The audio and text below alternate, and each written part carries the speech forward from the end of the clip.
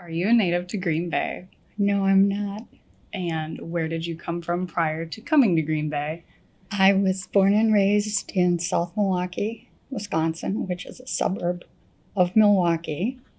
And my mother had died when I was just turned 16. My father had taken a new job. When I graduated high school, his new job took him up to northeast Wisconsin and upper Michigan, and we moved up here, and I've been here ever since. Did you pursue a college degree to completion? And if not, why? I went to college. I went to Carroll for 1 year, and I was going to study nursing, but realized after the first year that this was not something I could spend my life doing, and did not have any money really to continue. So I came home and I went to business school at Fall, where I met your grandfather, and subsequently got pregnant. I didn't finish business school either, but got pregnant, got married, and went on with life. Do you think that if you didn't get pregnant, you would have finished your degree? Probably, but I have taken many classes of many different things through the years. I probably could get a degree in I don't know what, but with all the things that I've taken and done. Did you find being a stay-at-home mom at the time being an isolating experience at all?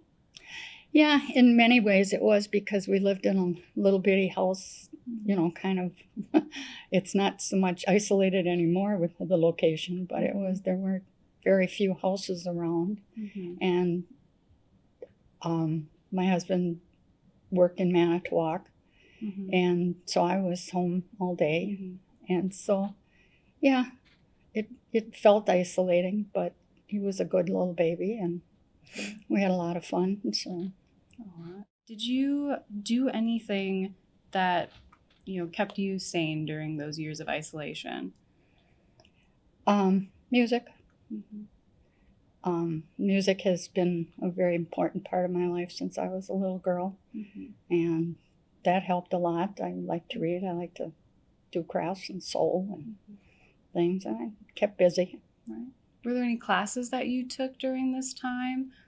Not in the early years, but later I did. I took a lot of sewing classes, a lot of craft classes, just things of interest. Right. Is there anything that you made that you were exceptionally proud of that you've learned from those classes? Through the years, yeah, I made a variety of Christmas tree skirts for special people. I just didn't make them to sell or anything, but I did make them for family and close friends, special people. Do you want to talk about the fur coat making class that you got to I did. Attend? This was something, I don't even know if they have this kind of class anymore, but I had this big old coat. It was, sugar, I can't think of what they call them. It was like mouton or something. Anyway, it was big, long, heavy. And when we lived in Milwaukee in the West Allis, actually, area for a short period of time. I took it was called fur remodeling, and you completely take the coat apart and size it to yourself. They teach you how, and it was all handwork except for the lining, which you could sew on a sewing machine. But yeah, I was pretty proud of that. Wore it for a long time. Did you ever go back and finish a degree?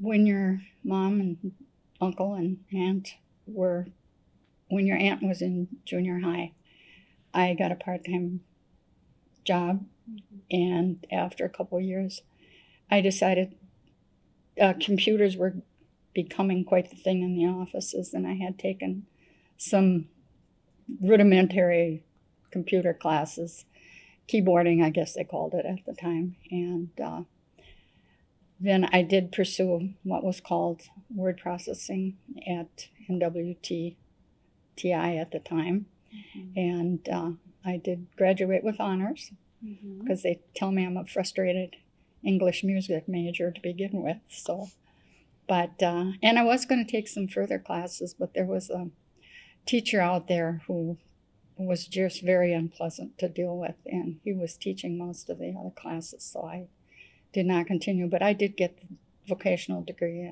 in word processing and went to work for a local insurance company. Enjoyed it, really, until what technology put me into a job, technology took me out of a job. So, Right.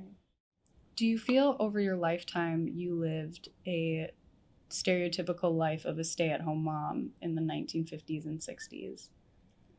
I never gave it a thought. I never thought about it. It was just the way my life evolved, and I did things that, like I said, music. Like I've always said, music is the one thing I do for me, and I think that's kept my balance through the years. Is having had piano since I was 5, and I played clarinet for a short time. And funny fact, back in our day, we had to make a choice of you were in band or you were in choir.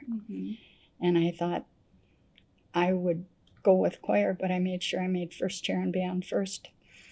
And then I went to choir, which has given me a lot because I've had the opportunity to go on a 2-week concert tour with the Wisconsin-Illinois Chorale. And I've had the opportunity to sing on the stage at Carnegie Hall. So music has provided a great outlet for me. And I still do a lot of performance. Being married to Grandpa for over 60 years and having accomplished a lot in your life, how do you feel looking back at everything that you've done about all the milestones you've reached in life? I'm pretty proud of everything. We've got, our granddaughters have done exceptionally well. They seem to be very strong, independent young women who are going places and will make great accomplishments. And that's very heartwarming, knowing that we might have had a little bit of hand in that. What is your artifact and why is it significant to you? My main one is my wedding dress because it set me on a path which has gotten me to where I am today. Because my husband is still my husband, and it's been 63 years, and we've got 3 kids, 5 granddaughters, and 4 great grandchildren, 2 girls and 2 boys.